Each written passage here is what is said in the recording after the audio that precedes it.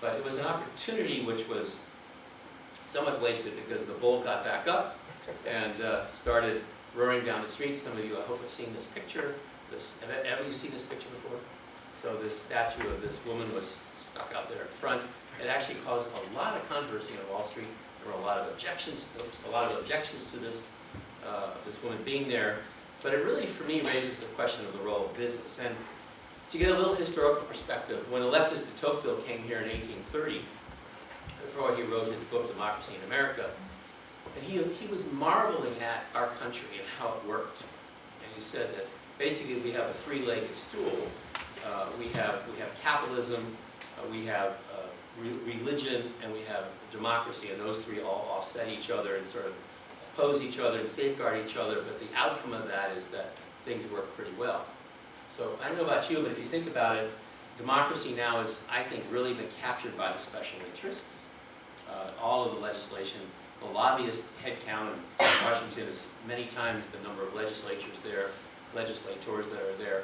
So I think business has been captured by special interests. I think religion is out of the public square. You know, we're not a uniform country where everybody believes in one kind of religion. I mean, in a way that, of course, was very class and race-based. So that is dissolved. We're much more pluralistic when it comes to religion. So we are left with just capitalism, what I consider to be raw capitalism, unopposed capitalism. There is no check on capitalism today. And so that's why you see a tax bill like is going through now, which, even though it's being presented as something that's good for the common man, really is not. It's all about the corporations and the wealthy end of our society. So the question is, what is the role of business? And interestingly enough, when Adam Smith, everybody knows Adam Smith and The Wealth of Nations, but before he wrote that book, The Wealth of Nations, he wrote this book, The Theory of Moral Sentiments. And he's always quoted as the person that justifies that the invisible hand in the marketplace will rationalize your behavior. That you can be as selfish as you want because that's good for everybody if you're selfish, that the invisible hand of the marketplace will rationalize that behavior and the common good will be maximized. But actually what he wrote, and this is an unknown quote, he's talking about entrepreneurs, and he said they are led by an invisible hand, there it is, to make nearly the same distribution of the necessaries of life which would have been made had the earth been divided into equal portions among all its inhabitants.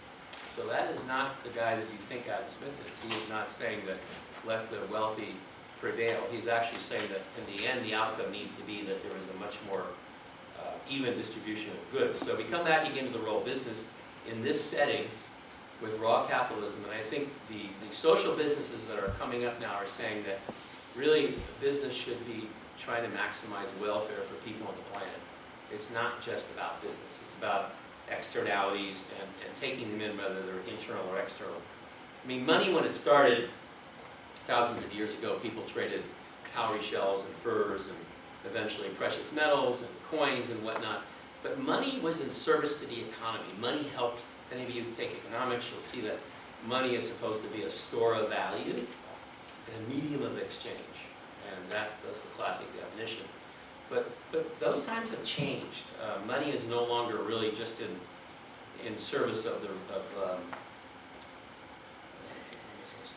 money is no longer really in service of the real economy, and I'll talk some more about that. So into this whole environment of economic turmoil, banks failing, financial crisis, comes New Resource Bank. We were founded in the fall of 2006. I came there in 2008. We were in a deep crisis of the financial crisis that affected everybody, affected us, and we really had a crisis about, well, who are we really? What's our mission? Why were we created or formed? And what's our strategy going to be to go forward? And so that a group of us came together and said, well, really, we're here because fundamentally we believe that money in banking can be used as an agent of change. That as a bank, we can help achieve well-being for people and the planet. Completely different mission from most banks. So that's really what animated us to go forward. And that meant we really had to sort of restart our whole bank. Who are we going to lend to? What kind of loans are we going to make? What kind of shareholding do we want? How would we measure success? Everything was sort of thrown up for for reinvention as we go along. It's been 9 years now that we've been doing that. We have become a very successful bank. We are way out of our problems. We have lots of business. We're growing at a high rate, and there seems to be a demand for what we're doing. And the principles that we follow, I'll just go through these kind of quickly, but triple bottom line, does everybody know what triple bottom line is? You can. Some people do. So triple bottom line means that you manage not just for a financial return, right, that's one bottom line, but also for a social and environmental return. So the triple bottom line is people, planet, profit, or in some cases, our case, we say people, planet, prosperity. Because prosperity is a bigger word than just profit. So just think about that. That is not the common capitalistic message, that you manage for people and the community as well as for profit. The real economy is the economy that you touch, that you know that you live in. And so, you know, you see a grocery store there, but the point is, it's what you live in, what you touch, the goods and services you buy, as opposed to what is called the financial economy. Financial economy is the economy of securities and hedging and derivatives and foreign exchange and all those kinds of things. And when you look at the big banks, they are primarily dwelling in the financial economy. Most of their business means that banks take in money, deposits, and they make loans. That's the business of a bank. So they take in money and they invest in the financial economy. And they do that because they make a lot of money in the financial economy, far more than they would make in the real economy. The real economy, which is a bank like us and your credit unions and your local banks, we take in the real people deposits and we make real people loans. So it's quite a different business. And when you think about your own banking, which we'll come back to, you might think about that. Real economy, we measure for, we're really managing for long-term resiliency, not short-term exit. Most banks are built for sale, not built to last, and we're an exception to that. We're built to be around for a long time. Client-centered may sound obvious, but if you think about it, if you think about Wells Fargo, that's all. They're not client-centered. They're really about maximizing their sales. So different principles. So banks are typically financed, the big banks, you know, all kinds of infrastructure, all kinds of energy, all kinds of financing for things like pipelines and whatnot that aren't necessarily positive in their externalities. They ignore what the externalities might be. Certainly the drug companies are a great example of transfer of profits overseas, charging more in this country than they charge in the rest of the world, of not paying taxes, and of quadrupling prices on vital drugs when they can get away with it.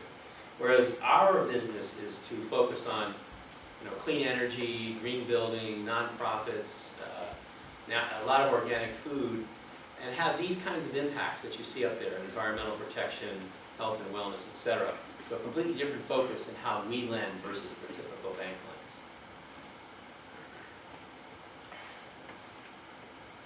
So what we say is that when we work with our clients, we bring both values, these values that we're talking about, triple bottom line, about community involvement, about worrying about the environment. We bring both values and value added.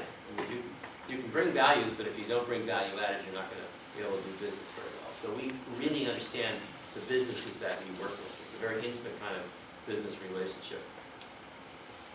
And we lend from a climate perspective. Now, that's still apparently heavily under debate in our country. I guess we're the only country in the world now that doesn't belong to the Paris Accords. And that's because it's, as Al Gore said in the title of his movie, it's an inconvenient truth. I don't want to believe in climate change, because what happens if I believe in climate change? I have to change my business practices. I'm going to have to cut back and change things dramatically. It will reduce my profit margin. So it's easier for me to doubt the science. And in fact, there's a great book called Merchants of Doubt. And that book, Merchants of Doubt, takes you through mercury poisoning in the 60s. It takes you to cigarette smoking, secondhand smoke, air pollution, any of these crises you can think of. And every single time there was a well-financed opposition, often the same scientists who went from issue to issue. Well-financed opposition that said, oh, the science is in doubt. And usually that would buy them 20 more years before cigarette smoking got regulated, before any of these things got regulated. So that's what we're watching now with climate change. I mean, the science is not in doubt, but in our country it is, and it'll probably be in doubt for a few more years before the law change. But we lend from a climate perspective. We lend from a gender perspective. let's look at the role of women in our society, on boards, in businesses, in terms of borrowing and everything else. And we lend for long-term impact. So let me ask you a question. If I said to you, so we need your answer here. If I said to you that I would give you $1,000 today, or $5 million in 100 years. So $1,000 today or $5 million in 100 years. By the way, that's an internal rate of return of about 8.5%. That's fantastic. You can get that return for 100 years. You have to make a binary choice. You make a choice, and that's it. And you can't sell the note or discount it or borrow against it. This will be a U.S. government treasury bond. And you either get $1,000 a day or $5 million in 100 years. What would you take? So how many people would take $1,000 today? Okay, and how many people would take $5 million in 100 years? So this is a little more balanced than some groups, but usually it's overwhelmingly, I'll take $1,000 today. And for those of you who will take $1,000 a day, why would you take $1,000 a day? You said they're government bonds. Yeah, government bonds, yeah. I don't know if the government's going to be able to Okay, pay that. that's a good answer. You don't know if the government will be there. All right, I like that answer. Why else would you take it today? Yes? Probably won't be alive in 100 years. You won't be alive in 100 years. That's pretty certain. You could probably count on that. Yeah. Most people could count on that. You might have an extraordinary set of genes, but okay. So that's right. I won't be alive in 100 years, and/or I could use the money today. So why wouldn't I use it today? That's often an answer too. But on the other hand, none of you are married, so this second part might be a little harder for you to imagine. But you know, if you're married, you have kids.